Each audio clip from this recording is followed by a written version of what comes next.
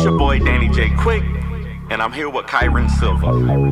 And we want to thank you for joining the Four Tales podcast. I want to know what it is Quick is trying to say. We're about to talk some comics and get a little bit controversial. Everything from indie books to movie deal level commercial. With no rehearsals when we converse to coerce you. And then we do the quick takes and try to get to the person. So join us and get your comic book a few more sales once a week wherever you pod. It's Four Tales. Once a week wherever you pod. It's Four Tales.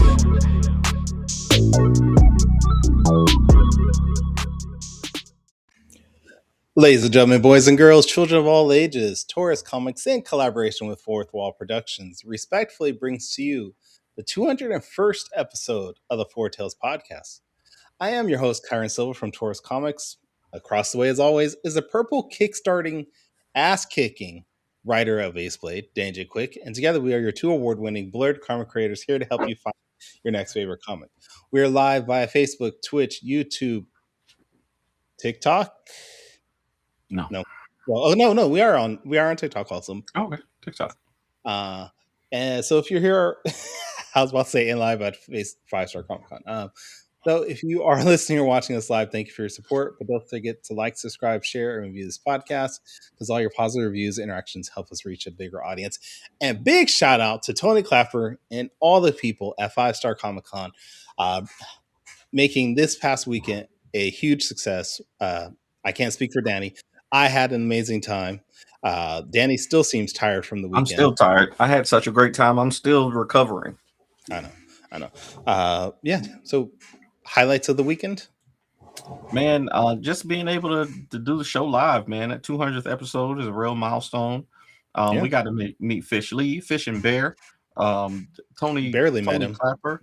Dang on Ryan Robinson, Ted Sakura, Fee. What's Fee's last name? Does Fee have a last name? Sully, right? Yeah. We got to meet Michael Watson and his. Wait. We got to meet Feed's dad too. Don't just throw him. Dad. That's right. Yeah. We got to meet a whole bunch of folks from the previous Agents of Geekdom network and folks that we've been following for a long time. And we got to do our 200th episode live at 5-Star Comic Con, which was really cool. We had a pretty cool crowd there, that was interactive. Victor Dandridge was there. There was cool. Like hundreds of people in the audience for that. I was surprised some people showed up for it. Hundreds? There was hundreds, right? There was definitely more people than I expected. I counted 100 at least. You might have been high, but I had a good time. I had a good time at the show. So, what about you? What were your highlights? Highlight, as always, was hanging out with you. I mean, it's the second time in 8 years that we know each other, we hang out. So, like you said, seeing people like Fish Lee, like Michael Watson for first time, like Tony, that was definitely a highlight. Meeting the Brad Arney. Arney. Yes. That was amazing. That was a surprise and absolutely amazing. Yeah. It was cool. And then you decided, hey, I'm gonna launch this Kickstarter the weekend after. Then your Kickstarter just blew up. It was wild. It was wild, man. We did a lot of work to prepare for the Kickstarter, so I'm glad that it launched and funded in the first day. I was very excited. I wasn't expecting that, but hey. Oh, we're at 112 backers. That's amazing. Nice. Congratulations, man. So, man, thank you, man. We've done a lot of these Kickstarters, and to have it be successful, in the first day is something that I can only say I've done once, and it was with a very low goal. So I guess I need to ask.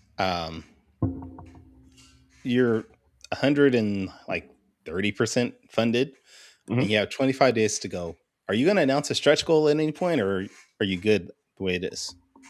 Yeah, we're gonna announce a stretch goal. We're gonna do, but I'm waiting for the artists. There's some art that's supposed to happen, and once the art comes out, we're going to announce a stretch goal. That's all I can say. Okay. All right. Yeah. If anybody wants to maybe back Danny's campaign, you can go to Kickstarter and look up Ace Blade number 1 through 10, The Vegas Vigilante, and you'll find it there. He has 25 days to go, so he doesn't necessarily need your money, but he would like No, we it. need it. Oh, No, we need okay. it. Okay. You know what the real goal is. I told you that if we get to 15, that we're gonna do something special. So that's what I'm trying to push for. It's just it's Ace Blade 1 through 10, Alan. All 10 issues. You have the first 9, I believe. So Ace Blade number 10 is on there for you. But wait, there's a lot of stuff on here you can get besides just Ace Blade 10. And for sure, there's t-shirts and hats and Ace Blade kunai and variant covers and all kinds of stuff, all kinds of amazing stuff. You can coffee mugs and yeah, that's right. Yeah, all right. Original art, sketches, sketch covers, all kinds of stuff for sure. Okay, nothing by Kyron Silva though. I just want to. Nope. Well, I don't show up anywhere there. So I want to keep your sketch cover hand ready for Ballad of the Black Rose issue 3. So okay, I just next time. Okay, all right. I appreciate that, Kyron. Thanks. No problem. You want to introduce our what? Speaking of Kickstarter, quick takes. You want to do quick takes? No, not yet. Speaking of Kickstarters, we have a guest here who also has a Kickstarter going. And the only reason that I know Kalamazoo is a real place is because he went to community college there. So welcome to the show. No. You should know that from Animaniacs also. Wait. You went to community college in Kalamazoo? No, you did. Oh, yes, I did, yes. You went to community college in Kalamazoo. That's why I know it's a real place. I thought it was just something that they said in cartoons, but no, it is an actual place.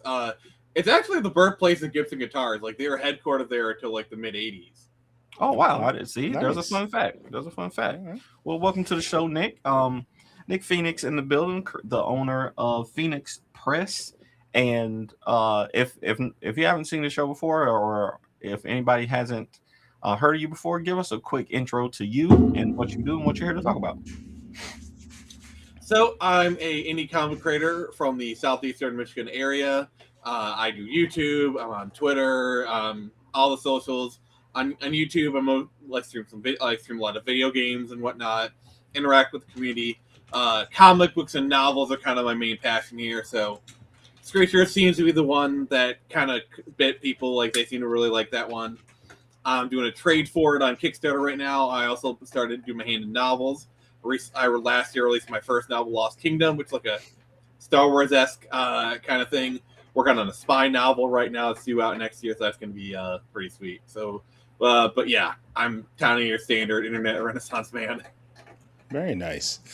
So let's talk about you and Phoenix Press. Why make your own company?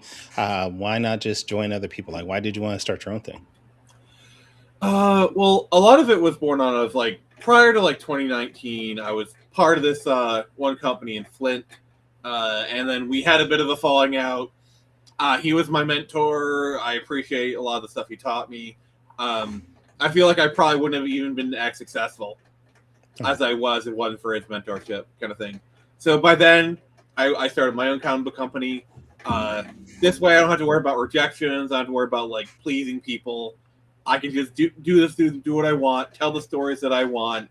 And if people don't like it, they just don't buy the issue and it's not successful, you know? Yeah. That's why I started mine too. That's one of the best things about being independent is that you can make what you want to make, you know? Yeah.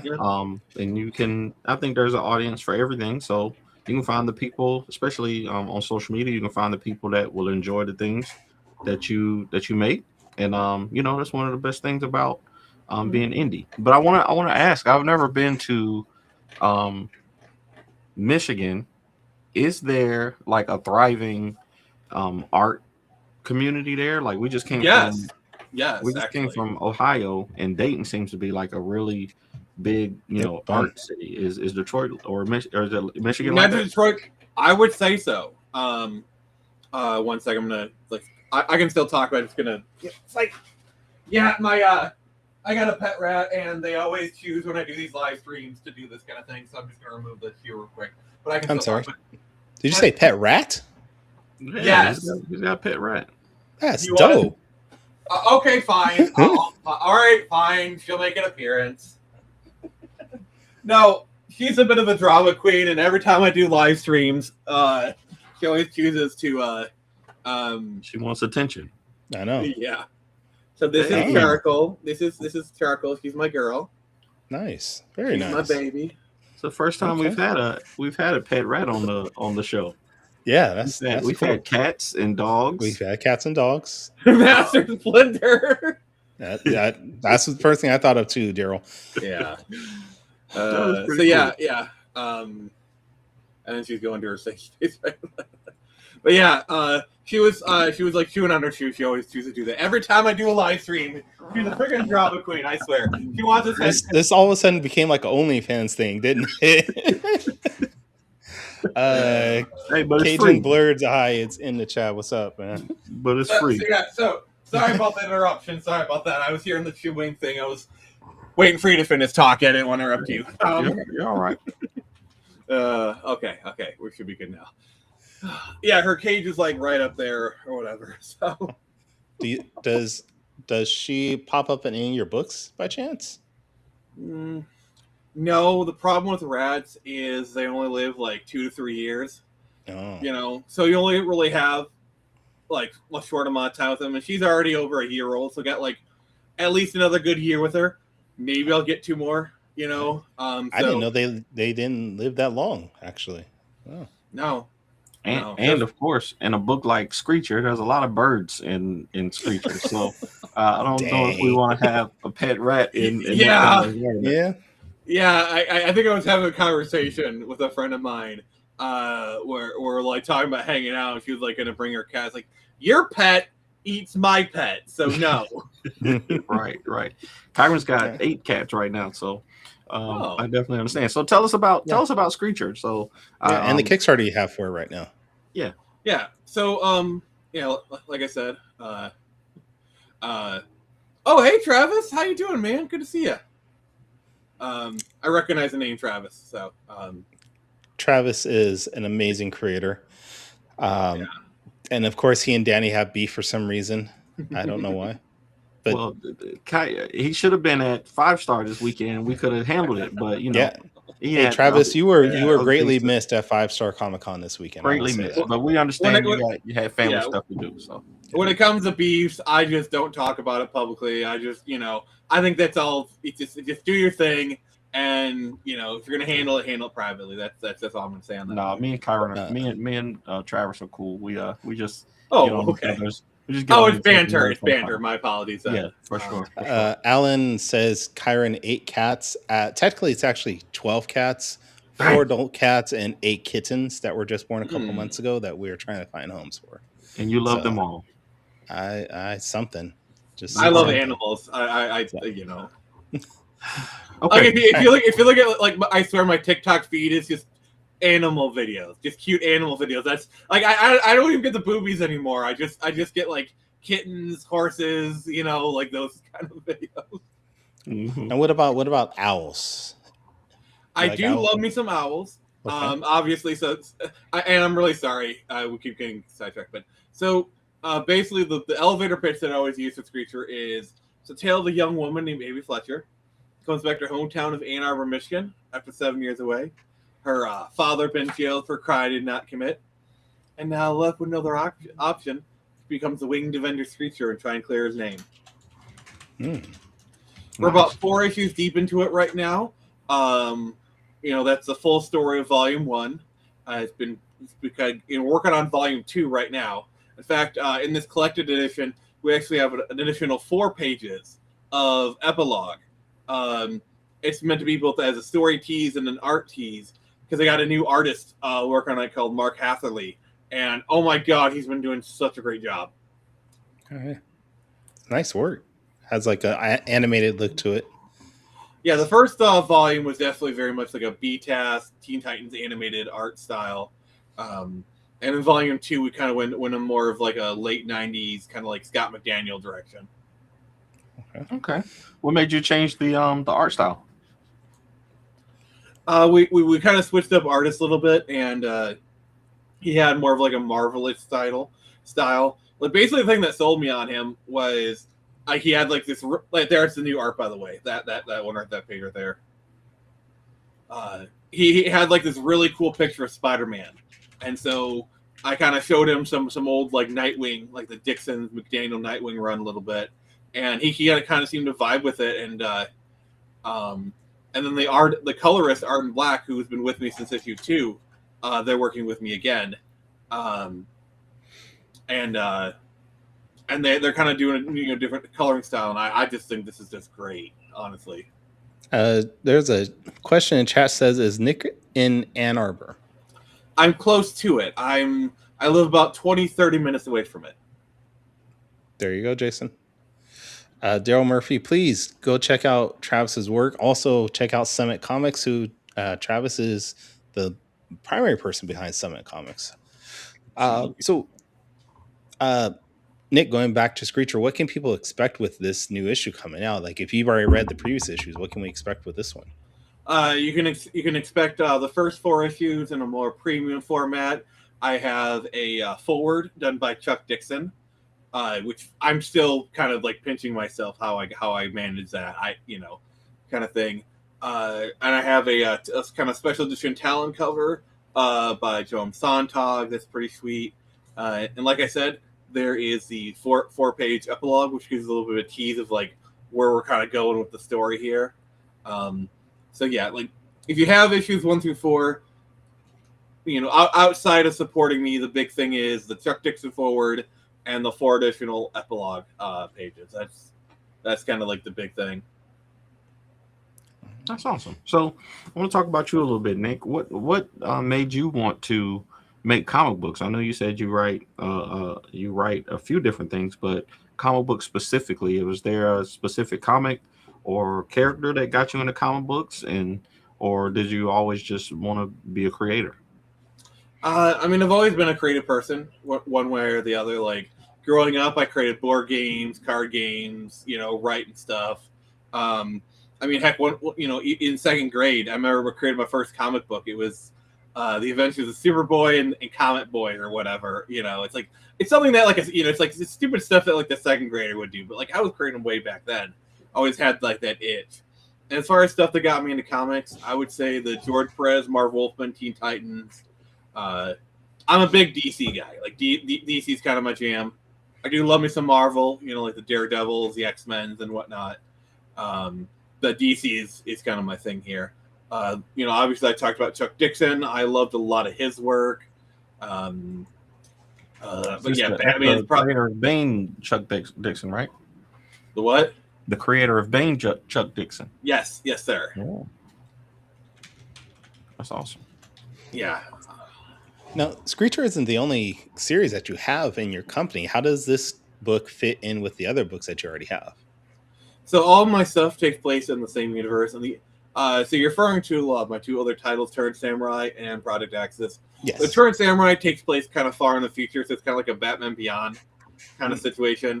So like there's kind of like that time gap that allows some things, and then Project Axis, at least in this portion, kind of takes place all the way in like the Southwest, like Arizona, kind of places. So there's more of a distance kind of thing. But they are in the same universe, and I do have plans for crossovers and how things interact. Have you been dropping little threads that connect everything so far? Like I actually have.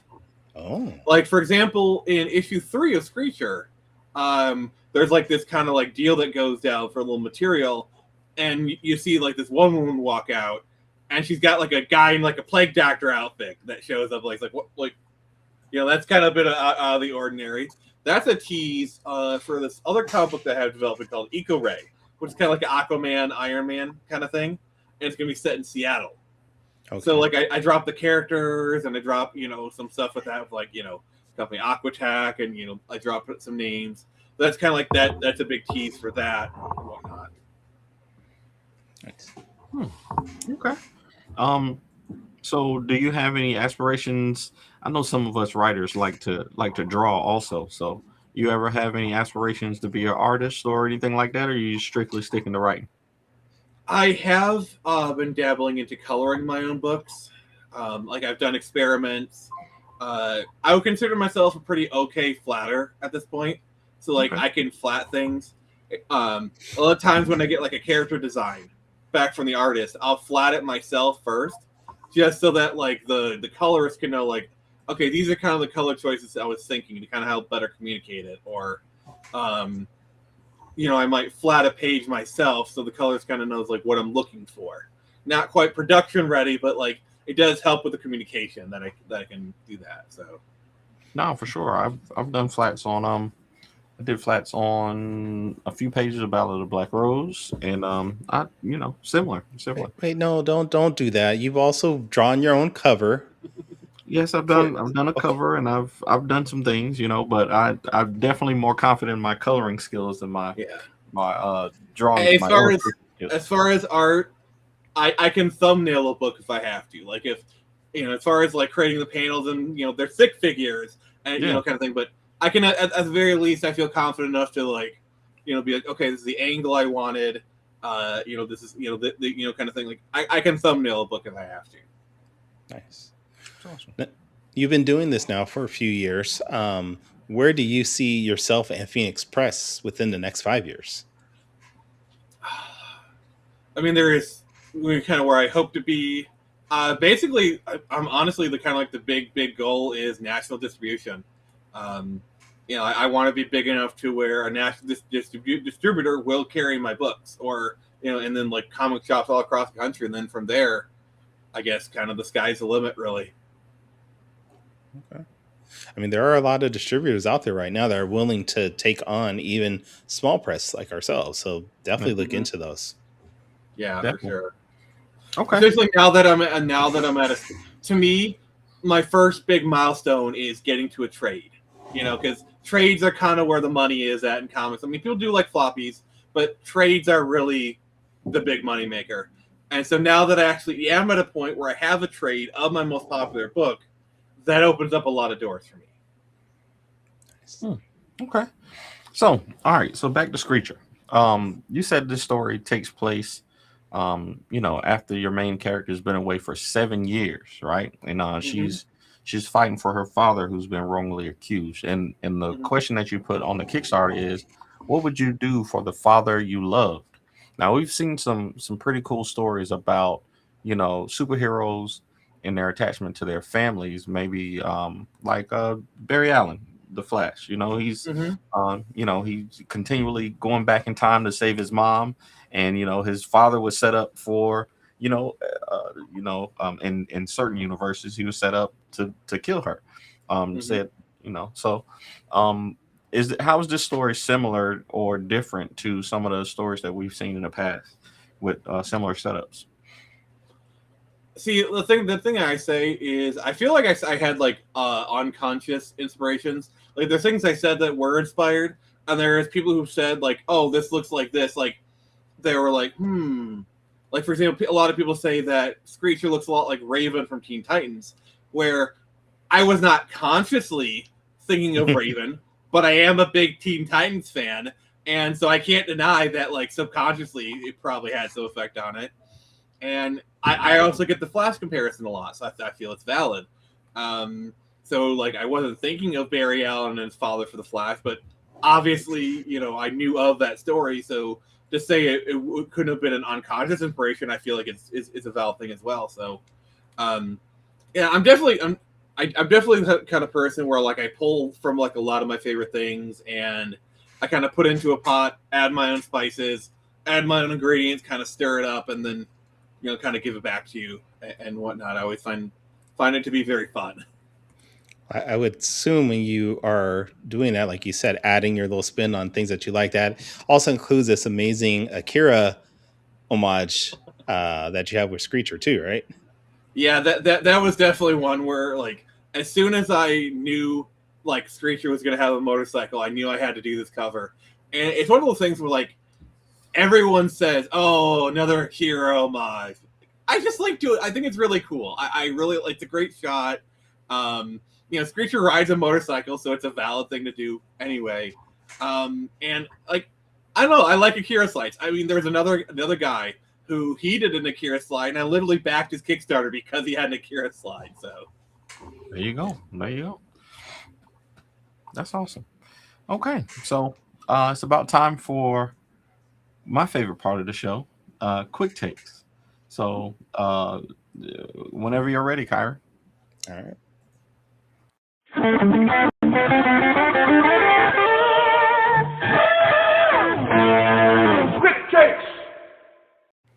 Quick takes.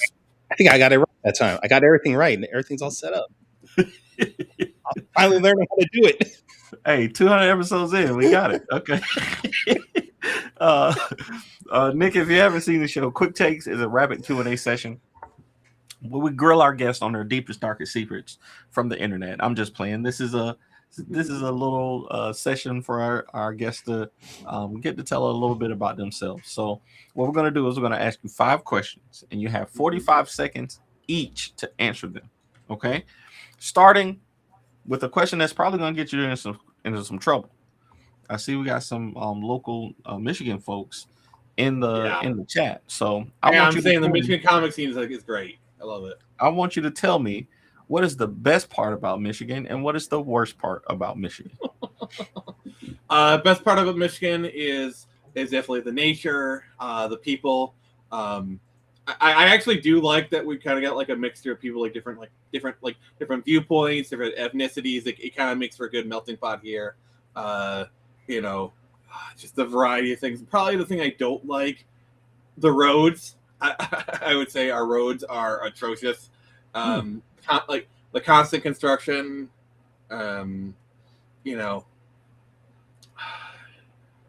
kind of sputtering out here a little bit, but Northern Michigan is beautiful. It's a treasure in and of itself. But I wouldn't live anywhere else, honestly. Awesome.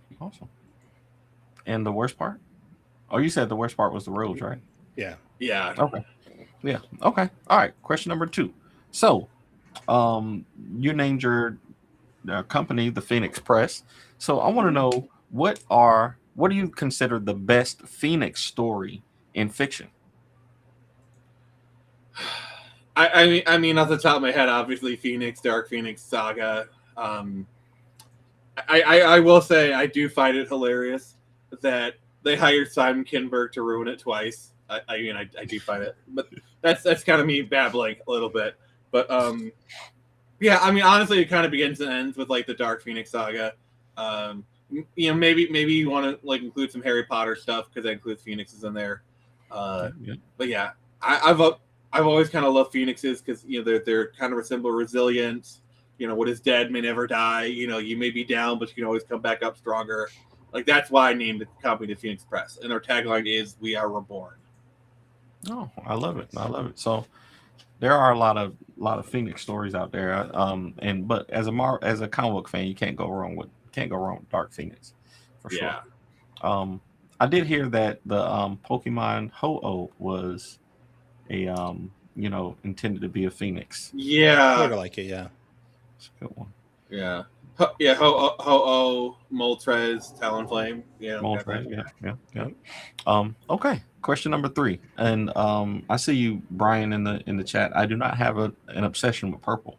Purple is my life. I'm not obsessed. I live the purple life. No, wait, no. But he said you had an obsession with purple tights, not just purple, but purple tights. That's no wonder you wanted to have me on so badly because it's featured purple. That's another show. Yeah, listen. It is what it is. Purple's a great color. It's a great color. Purple's a great color. Okay color. Sure. It's an okay color. Question number 3. I'm going to put you on the spot right here. Okay. I want to see if we can get a spoiler about Screecher's father. What is the mystery behind Screecher's father? Let's just say that Screecher's father has knowledge that Eden Pharmaceuticals is after, and but it's not just his knowledge that he's in trouble for. Let's just say he made the darkness cry. He had quite the dark cry, if you will. Him and his best friend, who was quite the night watcher. Okay. All right. See, that's how we got to do it from now on, Kyron. Just ask for the spoilers, and people will give us a little something. You know what I'm saying? Yeah, I'm being a little bit tricky. I'm being a little bit tricky with it. That's all right. That's good. That's a I little like how cheap. he said made the darkness cry, like how you made me cry on Sunday when you left 5 Star Comic Con so quickly and just left. So I had to get on the road, man. I'm you sorry. I did. I was didn't get back until I was- midnight. I was trying to do like spoilers that like wouldn't really make sense now, but when you see them and you go back, like, oh my god, he was spelling it out for us. There you go. I like Okay. it. I like it. Okay. All right. So, question number 4, and this is a question that we ask a lot of our creators here. When you're going out and you're doing cons, do you prefer big cons or do you prefer small shows, and why? I tend to prefer like the medium sized ones. I haven't really done any big cons yet. Kind of working up to that, hopefully soon. But small shows are good, but I tend to not make too much money there. I prefer like the medium ones that have some amount of guests, but not too hectic. Because the problem with the bigger cons, like I've attended them, is a lot of people, you can kind of get lost in the shuffle. I prefer more the Goldilocks zone of like there's enough people there where it's like, yeah, that's right, kind of thing. But you can still spend time with people. But like the smaller shows are great because you do meet a lot of great people. I love doing cons; they're like crack to me.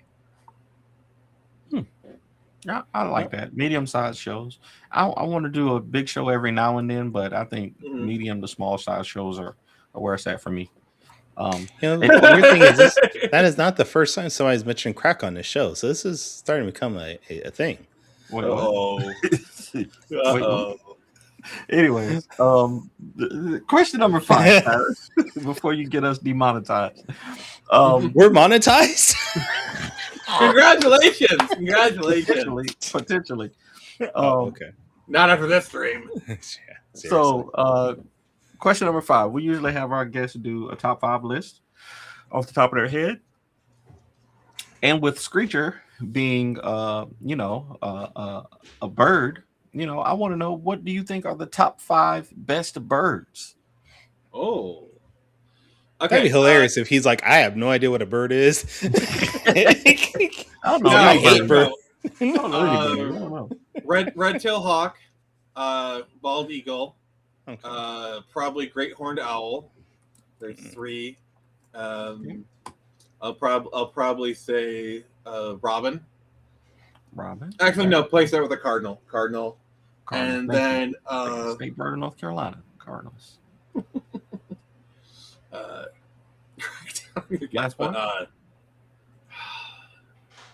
I'm just gonna say osprey. Okay. All right. Can't go wrong with a big huge osprey. I love the birds of prey. I like the big hunter birds or whatever. If you would have said raven, I would have. Ravens are good Oh, birds. okay. Actually, yeah, I'm gonna take that osprey and replace it with a raven. Yeah, Ravens are amazing birds. yeah. Yeah. Don't let him bully you into changing Sorry, your... like now I kind of he- want to redo my entire list. Like, okay, No, it's too late. It's too late. oh darn it! You're on record. You're on record with the birds community. All right, fine. Dang, we're about to get canceled by the bird community. Dang. Oh no, not Jesus. the ornithologists. No way. Thank you for doing that for us. This week, Quick Takes is brought to you by nobody. Ace Blade issues 1 through 10 now available on Kickstarter. All right. We don't have a sponsor this week because 5 Star Comic Con is over. So we need a new sponsor. If you want to sponsor Quick Takes, y'all reach out to us because we'll make it happen. At All right, Kyler, Foretales back to you. Podcast at gmail.com. Feel free to email us. There you go. Quick Takes is brought to you by CrockerCon. There Hey. you go. I might be able to make that happen. I might be able to make. All right, Nick. This has been fun having you on. We appreciate you taking time out of your day. There were a couple questions here, real quick. I just want to make sure. Osgood Comics said Orioles. What? Said No. crows are a-holes. Crows are amazing. Crows are amazing. I mean, Okay. okay. My favorite thing about crows is if they hate you, it can be generational. Like if you piss off a crow, they will teach their children to hate you. They'll be like, Oh my goodness. Hey, you see that Danny guy? Fuck that guy. Poop in his shoes. I did So not it's know like that. you'll have 3 generations of crows that will hate you just because you kicked one. Like I do 20 know years that they ago. remember faces. Crows do remember faces, but I did Yeah. not know that they will teach their descendants not to like you. That's crazy. So if anybody wants to teach a crow to really hate Danny, feel free to. I will. No. I'm not I don't condoning want to it. be the enemy. Print I don't out wanna a be the picture. enemy. Print That's out crazy. print out a picture of Danny's face. Put tape it to your head and start Oh, I do making there's- some I do not crows. want to make the enemy of any birds at all. There's plenty Smart of pictures man. of Danny's head all over TikTok. But we do want to make sure our guests, or not our guests, but our listeners follow you, Nick, and keep up with your work, especially with Screecher having 8 more days left in the Kickstarter. So you guys want to make sure you go back that. But Yeah. where's the best places online for people to check out your work and keep up with you? All right, X is kind of like my main social media platform. You search the Phoenix Press there. I'm also on YouTube. Just search the same. Also on places like Instagram. I do have a TikTok that I recently started. That's pretty young, so if you want to follow that, kind of help get that going. On Facebook, there's a Phoenix Press Facebook page, and then I'm also on Threads, if you will, but like Twitter and YouTube are kind of the main ones, with like Instagram as like a third. Okay. Danny, where can people check you out? For the next 25 days, you can find me on Kickstarter. And if you don't find me there, I am on social media at the Ace Blade on all social media platforms. Kyron, where can people find you, sir? You can find me at tauruscomics.com. I am on all social media platforms at Taurus Comics. And this is the first time you've ever checked out our podcast, you can go to our website, fourtalespodcast.com. That is the number 4, TALES podcast.com. You can listen to the past 200 episodes. You can buy merchandise. You can support us that way. But join us next week where we are going to have the Shada Project on, talking about their new book. So that's going to be exciting. Kenji, yes, Danny is everywhere, unfortunately. But everybody, until then, sayonara, goodbye, and please take care of yourselves. Music provided by my brother, Quix Made It. Find him online in YouTube, Instagram, and SoundCloud. I want to know what it is Quick is trying to say.